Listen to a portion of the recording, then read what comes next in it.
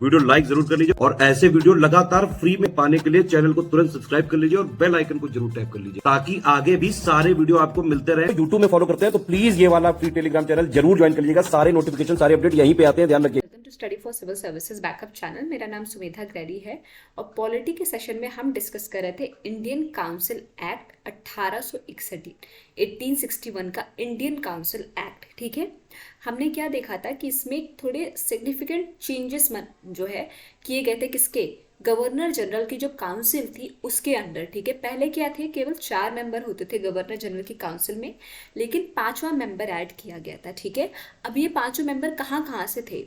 तो होम से थे कोई, मतलब किस किस मिनिस्ट्री या फिर किस किस जो है फंक्शंस के लिए थे, तो होम के लिए मिलिट्री, लॉ, रेवेन्यू और फिर फाइनेंस।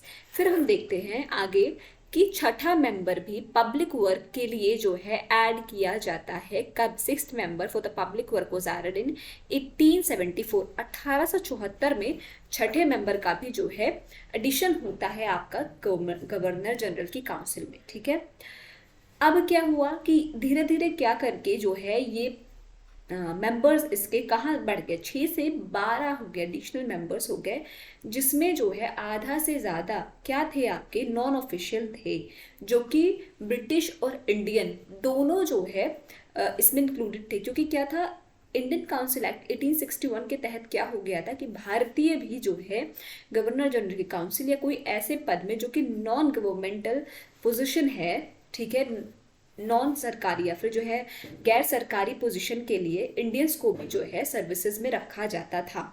तो क्या था, ये 6 से 12 जो आपके एडिशनल मेंबर थे गवर्नर जनरल की काउंसिल में, जिनका पीरियड कितना होता था, 2 साल का। कितने का? 2 साल का होता था। उसमें से आधा से ज़्यादा जो है क्या होते थे, नॉन ऑफिशियल मेंबर्स ही होते थे, जिसमें दोनों ब्रिटिश और इंडियंस दोनों इंक्लूडेड होते थे। ठीक है, फिर था आपका 1862 में क्या किया गया, लॉर्ड कैनिंग जो उस समय के वाइस रॉय थे और जो पहले वाइस रॉय भी थे भारत के, उन्होंने 3 जो है इंडियंस को लेजिस्लेटिव काउंसिल में क्या किया, नॉमिनेट किया।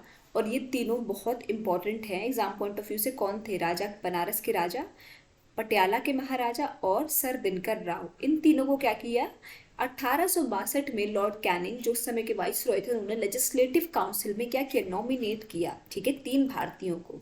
ठीक, ये था कुछ बेसिक्स। अब आज आगे का सेशन स्टार्ट करेंगे। क्या है, it resorted the legislative powers of the governor in councils of the presidencies of Madras and Bombay. अब क्या था, 1833 का जो चार्टर एक्ट था जो हमने पहले पढ़ा, उसमें क्या था, जो लेजिस्लेटिव पावर्स थी किसकी, मद्रास और बॉम्बे प्रेसिडेंसी की, वो हटा ली गई थी। पर इस एक्ट के तहत क्या किया गया, वो पावर्स उन्हें वापस दे दी गई। Resorted the legislative powers of the governor in councils of the presidencies of Madras and Bombay. ठीक है, thus it reversed the centralizing tendency that started from regulating act of 1773 and reached its climax under the act of 1833।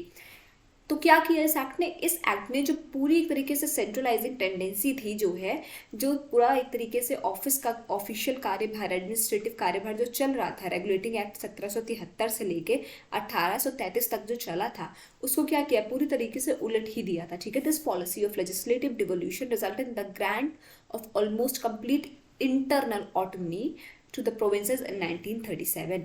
It also provided for the establishment of new legislative council। अब इसने क्या किया, नए legislative councils भी क्या किए, establish किए। कहाँ कहाँ पे? बंगाल में। ठीक है, कहाँ पे establish किया, बंगाल में, नॉर्थ वेस्टर्न प्रोविंस में, और कहाँ पे, पंजाब में। establishing ईयर 1862, 1886, फिर 1897, यानी बंगाल में 1862 में, नॉर्थ वेस्टर्न प्रोविंसेस में 1886 और पंजाब में आपका स्टैब्लिश होता है नया लेजिस्लेटिव काउंसिल 1897 में। ठीक है, it empowered the viceroy to make rules and orders for the more convenient transactions of the business in the council। It also gave a recognition to the portfolio system introduced by the Lord Canning in 1859। अब portfolio system जो कि किसके द्वारा introduce किया गया था, Lord Canning के द्वारा। कब? 1859 में। ठीक है, उसको भी इस एक्ट ने क्या किया, एक रिकॉग्नाइजेशन दिया, उसको भी एक महत्वता दी। ठीक है, under this a member of the viceroy council was made in charge of one or more departments of the government and was authorized to issue final orders on the behalf of the council on matters of its office department। अब इसके तहत क्या हुआ, इस act के तहत एक member जो कि वाइसरॉय की काउंसिल का था, उसको एक या ज्यादा डिपार्टमेंट का क्या बना दिया गया, इंचार्ज बना दिया गया, ठीक है। और वो गवर्नमेंट की तरफ से कोई भी ऑर्डर जो है इशू कर सकता था अपने गिवन ऑथोराइज्ड पार्टिकुलर डिपार्टमेंट का, ठीक है। Any bill related to the public revenue, डेप्थ या मिलिट्री रिलीजन और foreign affairs could not be pass without governor general assent. अब कोई भी बिल जो कि पब्लिक रेवेन्यू से रिलेटेड हो, मिलिट्री से रिलेटेड हो, रिलीजन से, फॉरेन अफेयर से, वो कोई भी बिल जो है गवर्नर जनरल के असेंट या उनसे ऑर्डर लिए बिना क्या था, पास नहीं किया जा सकता था, ठीक है।